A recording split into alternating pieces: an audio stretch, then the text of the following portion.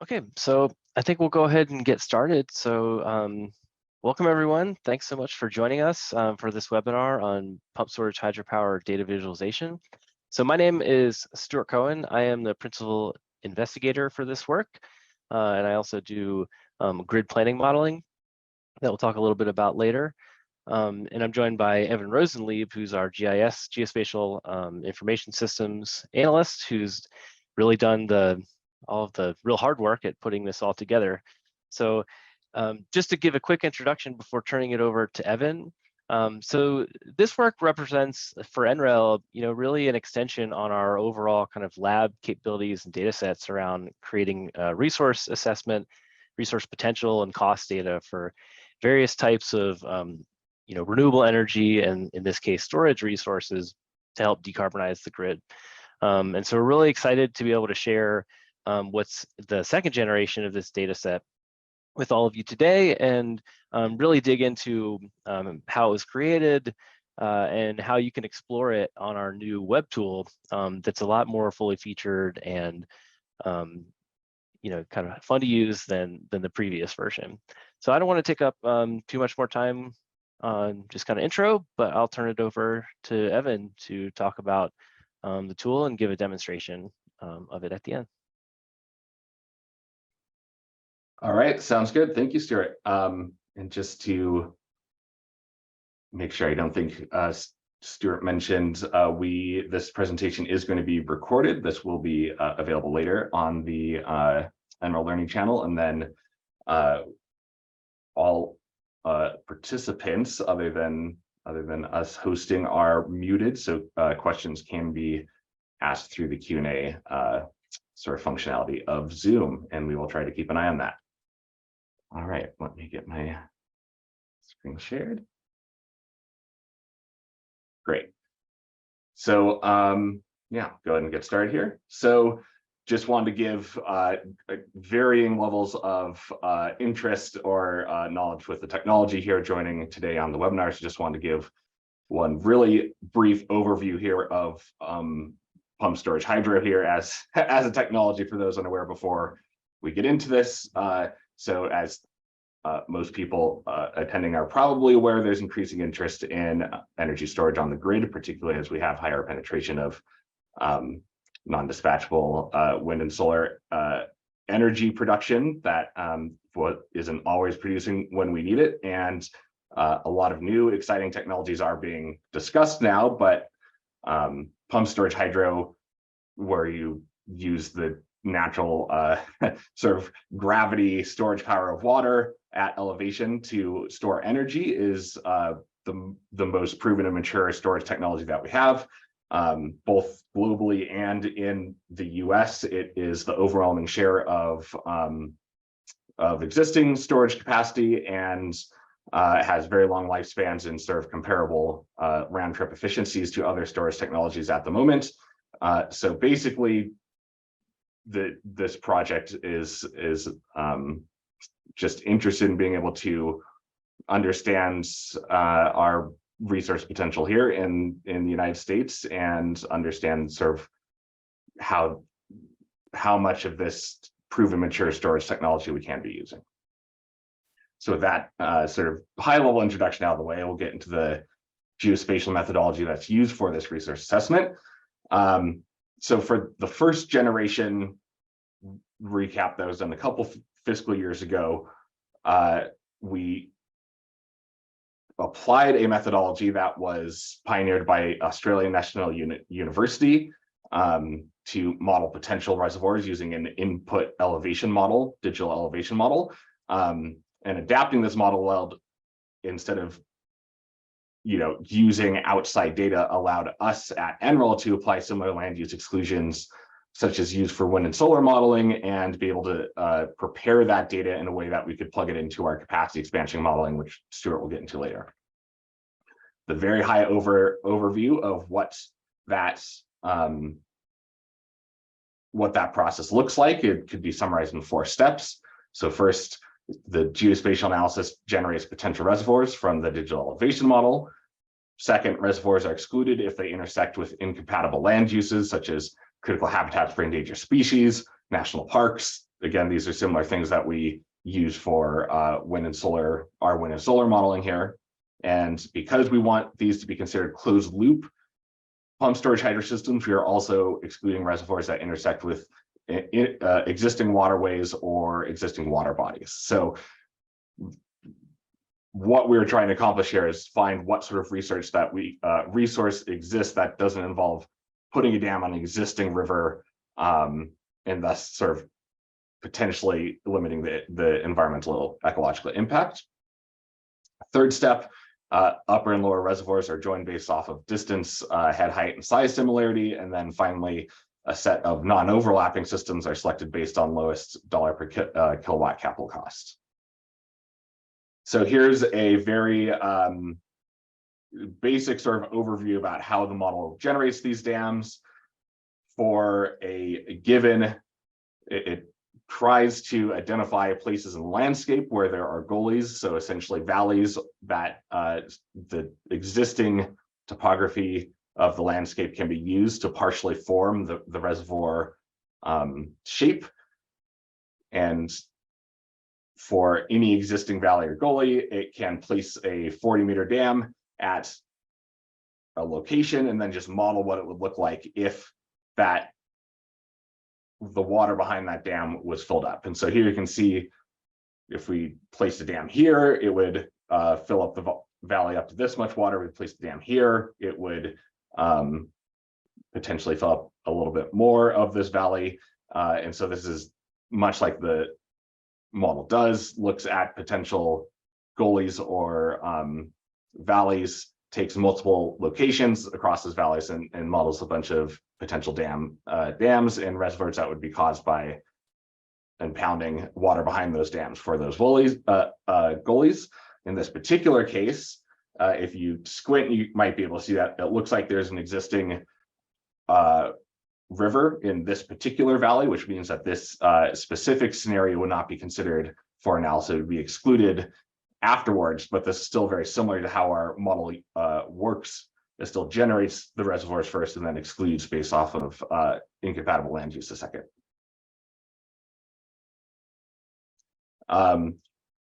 As mentioned earlier, the exclusions are applied. Most of these are pretty straightforward. I mentioned a couple of them before. Yeah, I don't think there's anything to go into too much detail there. After we have those reservoirs, they're joined based off of spatial joins. So here's an example of one system after everything is done. I think this is northern New Mexico outside of Raton, if I remember correctly. So a gully on this little plateau formation up here is able to have a dam placed on it and pound some water. And then another gully at the base of this plateau is able to do a similar thing. And those two reservoirs happen to be close enough and have enough elevation distance to form a good system. In the first generation, these had some basic limitations, such as they had to have a minimum head height of 300 meters, a maximum horizontal length of 3.5 kilometers, and have to have reservoirs of similar volumes. A simple cost model is applied. This just has really just a few basic parameters about what we can get out of the modeling there to try to estimate the cost of the system. So basically the upper and lower reservoir dam embankments are used to estimate the cost of constructing the upper and lower reservoirs. And then the system, usable water volume, horizontal distance, and head height are used together to estimate how much money it would cost to create the tunnel in between the two reservoirs that would carry the water back and forth, and the powerhouse equipment that would generate the electricity. The longer you have to tunnel, the more expensive it is. The more water volume you have, and therefore potentially the higher capacity. That also means you might have to excavate wider tunnels, have larger powerhouse equipment to generate the electricity. But really, it's all scaled off of these few basic parameters. This graphic here on the right don't need to talk about it in too much detail, but this is a graphic from our original paper comparing the ranges of values that we got out of the first generation data compared to the some estimated values what it'd take to generate or to construct pump storage hydro from recent analyses, and our values did come in on the cheap side, and so we ended up adding a sort of inflation factor at the end there to make sure that we're not trying to model too cheap of reservoirs. So there's a few shortcomings with this first generation. Only one scenario of land use exclusions was considered, where for other technologies, we generally try to consider a few different scenarios of land use exclusions for both sort of a sensitivity analysis case and to be able to model different scenarios over time. For each reservoir, only one 40-meter dam height was considered, whereas the optimal dam height can maybe much higher, potentially lower, but generally speaking, higher from what our testing revealed. In the first generation data set, it was hosted in an off-the-shelf visualization app, which constrains the interactive ways that the user could explore the data beyond just sort of viewing the location and capacities of modeled systems. And so because of these limitations, various improvements to the model were funded, including a new in-house visualization tool. So just going to highlight a couple of the changes in this new generation here. A lot of this is pretty technical and we don't need to worry about here, but among the ones that had the biggest changes to the results here were that we relaxed the minimum head height requirement, because we heard from stakeholders that a minimum of 300 meters was pretty high, pretty conservative. And we also instituted a maximum head height because we heard that for the specific technology we were considering, a reversible turbine, that single stage reversible turbine, that you can't really go indefinitely high head heights with that. You need to have some limit there. And then additionally, we did model multiple dam heights at every potential dam location instead of just that 40-meter dam height. Just a really quick visualization of what the first and second generation data looks like here next to each other. This is the first results of the first generation. This was the results of the second generation, with all reservoirs with the same exclusion scenarios. And as you can see, it generated a lot more data, much more dense sampling of the landscape. And just, again, don't need to examine this in too much detail, but we can see just how many new systems were generated from this new methodology versus the old methodology. So that's pretty exciting, potentially capturing a lot of new potential there that we weren't getting earlier. And actually what we ended up doing was, with this new methodology, because it was so much data and hard to handle computationally, we did end up excluding all the systems with costs above $4,000 per kilowatt, because we analysis sort of in the literature implied that it was highly unlikely that those systems were going to be economically viable. So this allowed us to focus on the research present at the low end of sort of the cost scale that were more likely to be built, which is exciting to be able to do. So with all that being said, let's go ahead and jump over to the new visualization tool to be able to check out that data in a little more detail. So just going to start with a few of the basics here, just to before I start digging into some of the more complex parts that the tool can offer. But first, just want to show it is much like what you might be familiar with Google Maps, in that you can pan around just by grabbing it with the glove here and moving around. You can zoom in and out using the scroll wheel. So sort of those basic web map interface functionalities that you might be familiar with. I'm currently sharing this on a laptop screen, which is a little bit small, so sometimes that screen can get a little bit cramped. So we do have the ability to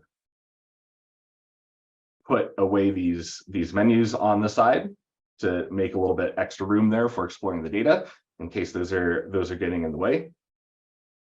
as I mentioned in those slides, we did explore multiple land use scenarios, which you can measure here on the left, and we'll explore that in a minute here. But on the right, we also have some interactive sliders that allow us to view the current scenario that we have brought up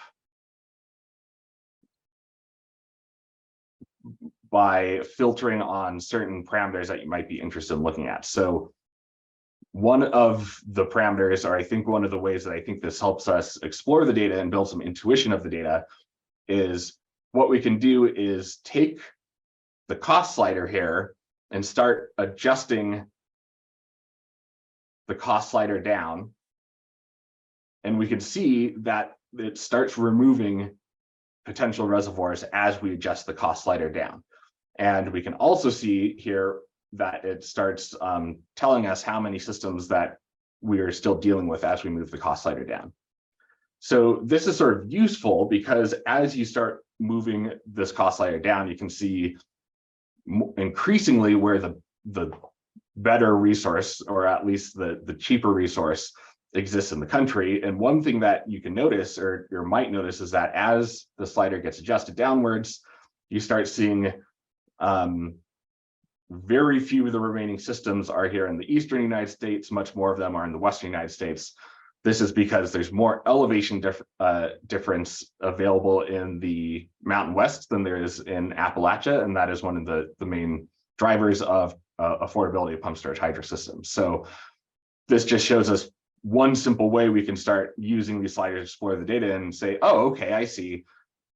If I start excluding the high cost systems and really zooming in on the lower cost systems, I can see how the vast majority of those lowest cost systems are located here in the Mountain West. So that's one very important capability that we're excited of that was added to the map here. Did just want to highlight here, we do have this data is generated for Alaska, Hawaii, and Puerto Rico as well.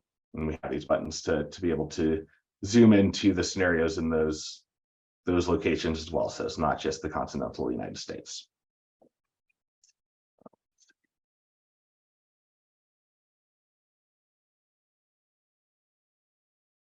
Okay, and then one more thing I do want to make sure I highlight here is that as you zoom in here, it's not just a bunch of points. You can see here, if you are interested in the Black Hills, or for whatever reason, whichever area you're interested in, as you start zooming into an area, you do get to the point where you not only have the general locations in terms of points of the systems you're looking at, but you can actually see the geometries of the modeled reservoirs. And just by sort of hovering over any particular reservoir, you can see the paired reservoir highlights. So you can see these two big reservoirs are paired together here, and these two smaller reservoirs are paired together here. By clicking on one of them, you can see a summary of a bunch of relevant information that you might be interested in knowing about the reservoirs, such as the water capacity, the electrical capacity, and the cost per kilowatt that we are modeling that system might cost. Okay, so let's bring back the scenarios here. And I have this pulled up in another tab because this is one step that can take a little bit longer to load as it is dealing with a lot of data, but let's see if we can adjust one of these scenarios here. So one of the land use scenarios that we're really interested in exploring here in the second generation is how strict do we have to be in terms of excluding reservoirs that intersect with waterways and have it still be considered a closed loop system. There's a classification of waterways in the data set, the national hydrography data set that we use for this, for quote unquote ephemeral streams. And so these are streams that generally in more arid areas that only flow with water during and sort of shortly after precipitation events, and are not always flowing with water, or not even sort of seasonally flowing with water in the way that intermittent waterways might be flowing in the spring and the summer after snow melt. So these are not streams as often as they're not, and so we heard some different feedback from developers and from other sort of stakeholders, people involved in the policy world, about whether we should consider these. On one hand, there does tend to be, with good reason, a lot of sort of environmental pushback to the idea of damming new streams, and so there can still be a lot of reasons not to do it. But at the same time, are we being a little bit overly conservative if we're excluding areas that really hardly, maybe only have water flowing through them 5-10% of the time? So the scenario we've been viewing here, we can see that this checkbox does not include this exclusion. So we're actually viewing all of the reservoirs here that,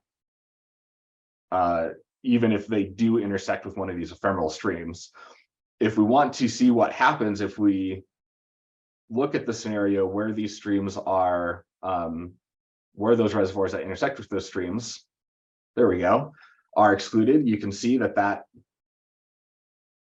loaded in a different data set and looks a little less dense visually. And then we can sort of double check that by bringing over this right panel here. And whereas before we had over 40,000 systems, now we're just looking at about 25 paired systems. So that by applying that scenario, we're able to see that there is quite a big difference in the total amount of systems and capacity that can be generated. So that's a very impactful potential change to the scenario exclusions, and that's like a good example of why you might want to be able to do that sort of thing. Understand what these potential impacts are. And I think the last major functionality I want to show here is our region query tool. So if you were interested for whatever reason, maybe you are a local policymaker, stakeholder in around the Chattanooga area, and you notice that there appears to be some potential here along this ridgeline, but you want to have a better idea of just how much potential that there is, we can use these region query tools to be able to fetch the potential for a specific area. So, if you want to know what the total capacity was just in that area, for example, you can not only get a summary of the individual system configurations, but then scroll down here and get a total here of the total installed capacity that these systems represent. So in this case, about 10 gigawatt in stored capacity available here. So that's a new functionality, and you do have the ability to save this data, export it to CSV file if you're interested in sort of keeping that, doing some of your own analysis on it. And actually, that doesn't just extend to the region query, but you can also download a CSV file of an entire scenario, which is pretty exciting. One of the things we couldn't do with the last visualization tool, something we got a lot of requests for. So I'm not sure if you even saw that. There was, as soon as I clicked that download tool, we did get an icon dropped in my download folder. This has been pretty snappy for me. It looks like it's already completed for me. And so one of the things that we can do with this data, and what we actually do at NREL, one of the main things that we do is being able to understand, okay, here's what the maximum potential resource is, how can we take this data, this understanding of what resource exists, and then start thinking about what might actually get built over time when compared with other generating technologies and demand in every specific region. So that's what Stuart does with his capacity expansion technology. So I'm going to, or analysis. So I'm going to go ahead and hand it over to Stuart at this point to talk about how he basically takes over from the same data that you can download from this app to do what he does. Great, thanks a lot, Evan. So yeah, I'm just going to show, one way that we use this data at NREL, which, might be one of the more sophisticated uses, but to give you a sense of, kind of how we're utilizing this information to try to understand, long-term role and opportunities for pump storage hydropower in a decarbonized grid. But there's a lot of different ways that, I think anyone could use this data set. So this spreadsheet that I'm showing right here is essentially what gets downloaded when you hit that download button. And, again, we have our identifiers, all the different characteristics of the site, dam height, volume, power, energy, latitude and longitude, and so and cost, of course. And, one of the first things that we do when we want to use this for a model is, we're not necessarily representing every single site, because the model computational limits and things like that. So we might start by kind of like assigning regions to different sites, and then creating a data set that can be fed into a model. And there's lots of different models out there and different tools for doing this sort of thing. And so just to show a little bit how that works, we can kind of start from that individual site data set, and then we'll start by binning the data. And so we might group different sites by cost, so that we have kind of a bin of resource that's a certain amount of capacity at a certain average cost. And then we can start, so that we can do that in order to take kind of the initial, what we call a supply curve, which is showing a representation of the cumulative resource capacity on the x-axis and the cost on the y-axis. And this allows you to kind of look at sort of what does the low-hanging fruit look like, and what does the overall resource mix look like economically.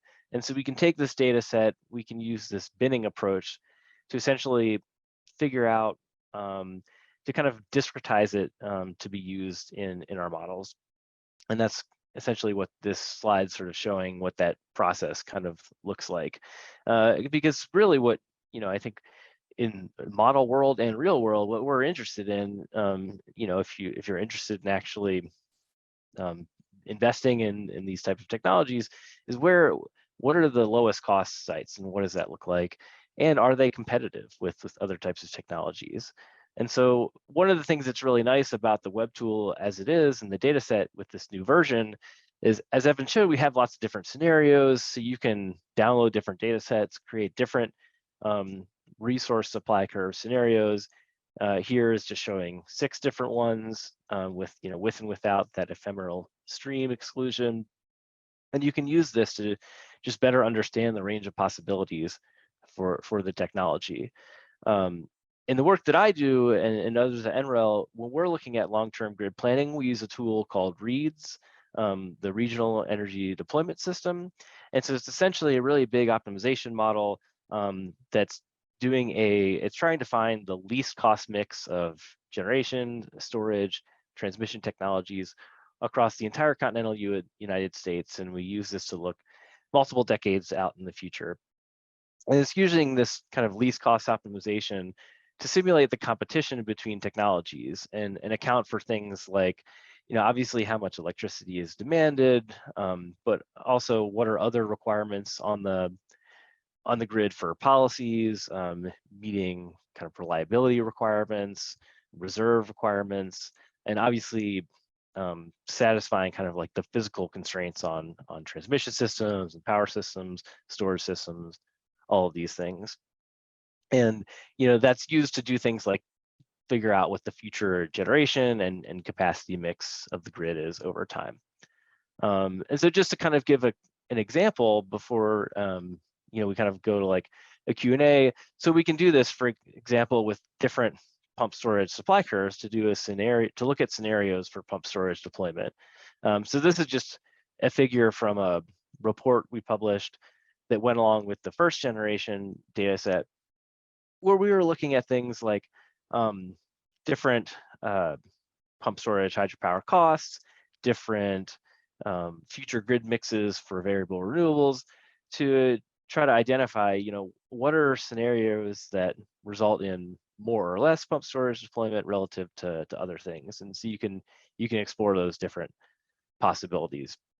And this tool, Rees, I should mention, is an open source tool. We do have all the code and the data available.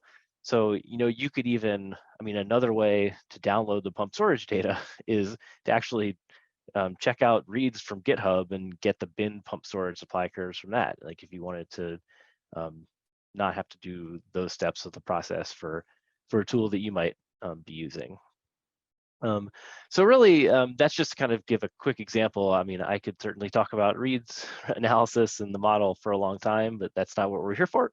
But just wanted to point out that, the whole point, again, of this data set is to really just further the conversation of pump storage hydropower and how it could fit into a decarbonized US grid, to allow a lot of different stakeholders and groups and people to think about where pump storage fits in. And so we really do hope that this data set's useful for, a real wide range of stakeholders, whether or not you're interested in pump storage hydropower being built, just to help, can further the conversation of trade-offs around the technology. So I'm just going to close and leave this slide up, but we are happy to hang on for a bit longer to answer any questions in the chat or the Q&A. So if you do have anything on your mind, please put that in now. But thanks everyone for joining and their time, and especially thanks to Evan for doing all this work and putting it together, and others that were involved, Don Miller, and for the the communications team that helped us put together this webinar, Sam Caneo, Taylor Menkel, and Ryan Ingerson. And the web team who yes. built the app. Let's see here. Yeah, Nick Paul Gilroy, Edwards, AJ Nick Gilroy. Yeah. Yeah.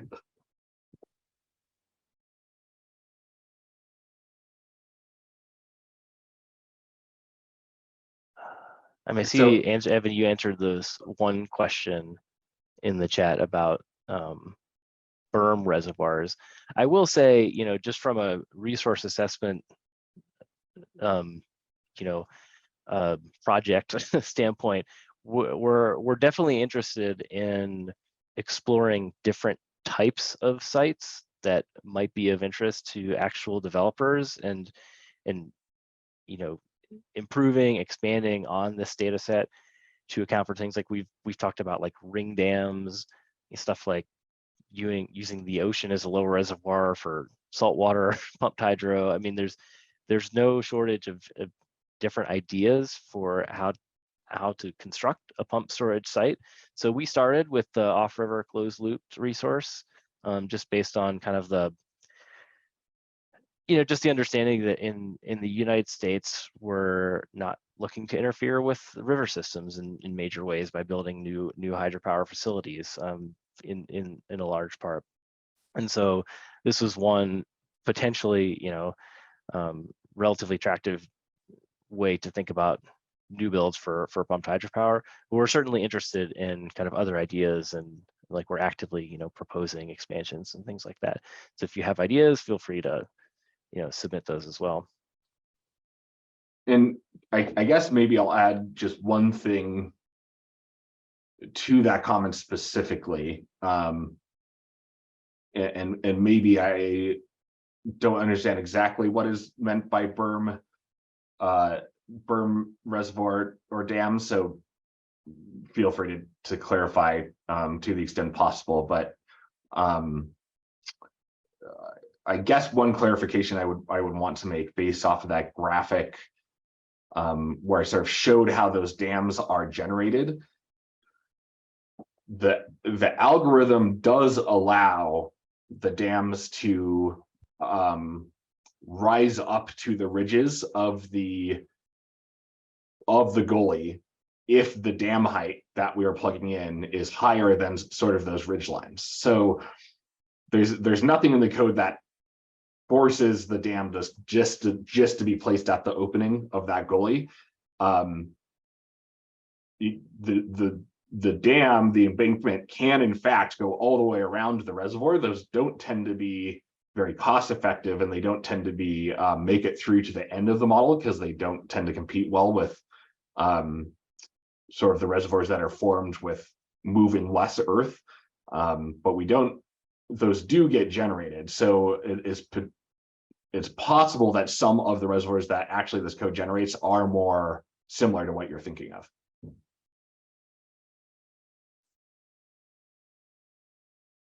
And Evan, maybe you also want to mention kind of the work that we're doing in Alaska that sort of uses similar methodology, but with some different input specifications, because you're thinking about a different type of market and opportunity. And maybe, some of these different types of structures might not, at a high level be the least cost opportunity, but there might be reasons why it's attractive. And, those are things we can do is sort of use the same methods to, with different input parameters to look at different types of opportunities where it makes sense. Yeah, definitely. So what we looked at in Alaska were much smaller systems than the systems that were generally modeled for this nationwide assessment. So there's no explicit sort of minimum capacity on systems in the algorithm, but just sort of based off of the head height and sort of reservoir size parameters. Almost all the systems were in sort of the 100 megawatt range or above in terms of install capacity. For work we looked at in Alaska, we're looking at the complete different end of the spectrum, where we're looking at sort of these isolated off-grid or sort of on mini-grid communities in Alaska, either because they're on islands or just so far sort of in the hinterlands, that they are looking for ways to get grid storage to help stabilize their community mini-grid. So very different paradigm, not necessarily looking for the least cost systems because you're competing with batteries or other potential storage technologies or overexpansion in the same way. You're really looking for sort of resilience and the ability to have electricity through extended periods of potential outages of electricity from other sources and things of that nature. So that's very different sort of application down into the single megawatt and even hundreds of sort of kilowatt range. And in that case, we're really just modeling essentially water towers or tanks at various locations. And so we're not modeling the geometries of the reservoirs like we were for the nationwide assessment, but we were still using some of the similar parameters of head height and horizontal distance to help understand where are sort of the landforms where you have the best horizontal length to head height ratios, where you might be able to place tanks on the upper ridge and get a good modular pump storage hydro system, and either by placing a tank at the bottom or potentially looking at connections to existing water bodies like lakes at the bottom. So very different scenario there, but still using many of the same takeaways to model very different systems for a different application. Yeah, well, I think if there's nothing else, we can probably call a close. But yeah, again, thanks everyone for joining, and feel free to contact us if you have continued questions, or and please do explore the tool.